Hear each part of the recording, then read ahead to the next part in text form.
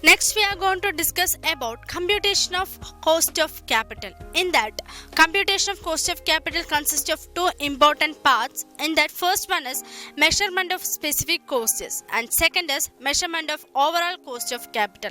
In that, measurement of cost of capital, in that it refers to the cost of each specific sources of finances like cost of equity, cost of debt, and cost of preference shares and cost of retained earnings. First one, cost of equity. That means the cost of equity capital is the rate at which the investors discount the expected dividends of the firm to determine its share value. And the conceptually, the cost of equity capital, that is KE, defined as the minimum rate of return that the firm must earn on the equity financed portions of the investment project in order to leave the unchanged market price of the shares. And cost of equity can be calculated from the following approach, that is dividend price approach and dividend price plus growth approach and earning price approach and realized yield approach. And dividend price approach, the cost of equity capital will be that the rate of expected dividend which will maintain the present market price of the equity shares. And dividend price approach can be measured with the help of the following formula. And the dividend price plus growth approach, that is the cost of equity is calculated on the basis of the expected dividend rate per the share plus growth in the dividend. It can be measured with the help of the following formula, that is cost of debt, and the cost of debt is the after tax cost of long term fund through the borrowings, and debt may be issued at a par, at a premium, or at a discount, and it may be a perpetual or redeemable.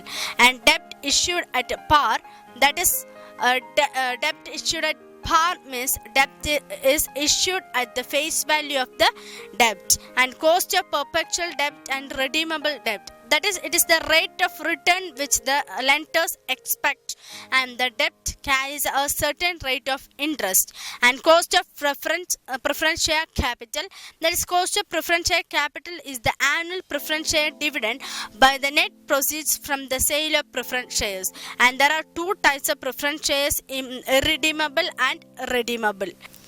Next is cost of retained earnings. That is, retained earnings is one of the sources of finance for investment proposals, and it is different from other sources like debt, equity, and preference shares. And cost of retained earnings is the same as the cost of an equivalent fully subscribed issue of the additional shares, which is measured by the cost of equity capital.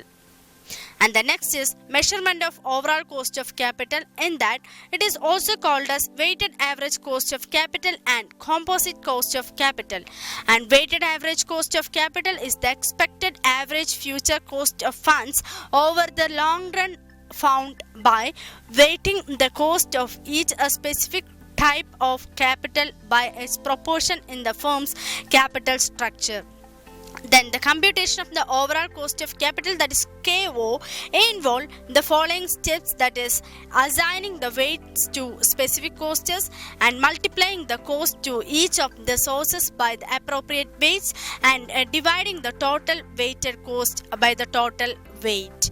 And the overall cost of capital can be calculated with the help of the following formula, that is KO is equal to KDWD plus KPWP plus KEWE plus KRWR, where KO is equal to overall cost of capital, KD is equal to cost of debt, and KP is equal to cost of preference shares, and KE is equal to cost of equity, and KR is equal to cost of retained earnings, and WD is equal to percentage of debt of total capital, WP is equal to percentage of preference share to total capital, and WE is equal to percentage of equality to total capital, and WR is equal to percentage of retained earnings.